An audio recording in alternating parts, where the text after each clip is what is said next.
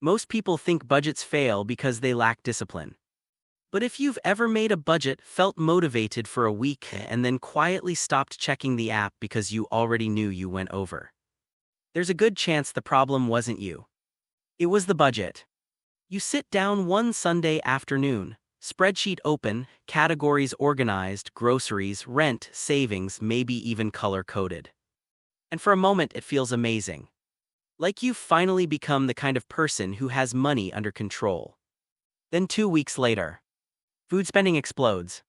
You forgot a subscription. You buy one thing you didn't plan for. And suddenly opening the budgeting app feels like opening exam results. So you close it. And somewhere in your head, a story starts forming. I'm just bad with money. That story feels true. But it usually is. Because most budgets are built on one hidden assumption. That future you will make perfect decisions all day, every day. That tomorrow you will resist every sale. Ignore every impulse. Track every expense. Say no every single time. But human brains don't work like that. Psychologists call this decision fatigue. Every decision costs energy. What to wear. What to reply. What to eat. What to buy. What to postpone. By evening, your brain has already spent most of its decision budget. And that's exactly when spending becomes easiest. 9 p.m. Long day. You're tired. You see free delivery. You tap once. Done. That wasn't lack of discipline. That was predictable.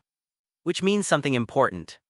If your budget only works when you're mentally at your best, it's not a system. It's a gamble. And the odds are terrible. But here's the part nobody talks about. When the budget fails, we don't blame the budget. We blame ourselves. I need more discipline. I need to try harder. Imagine trying to eat healthier. While your kitchen is full of chips, soda, cookies, and every snack sitting at eye level. Would failure mean you're weak? Or would it mean your environment made success harder? Money works the same way. One-click checkout. Saved cards. Buy now, pay later. Flash sales. Notifications. Entire teams of people are paid to reduce the number of seconds between wanting something and buying it. And then we expect willpower to win. That's not realistic. So what actually works? Not stronger motivation. Better design. People who stick to budgets long-term usually don't make better decisions. They make fewer decisions. Hear what that looks like. First, move money before your brain touches it. Imagine your paycheck arrives. 1 minute later. Rent moves. Savings move. Bills move. Now the account balance you see isn't your total money. It's your available money. You can't impulsively spend money that already has a job. Second, add friction. Not impossible. Just annoying enough. Delete saved cards. Make yourself enter details again. Wait 24 hours before purchases. Unfollow shopping pages. Tiny obstacles create space between emotion and action. Third, design around your real behavior. If Friday evenings destroy your grocery budget, stop shopping Friday evening. If late-night scrolling triggers spending, move shopping apps off your home screen. If subscriptions keep surprising you, schedule one monthly money review.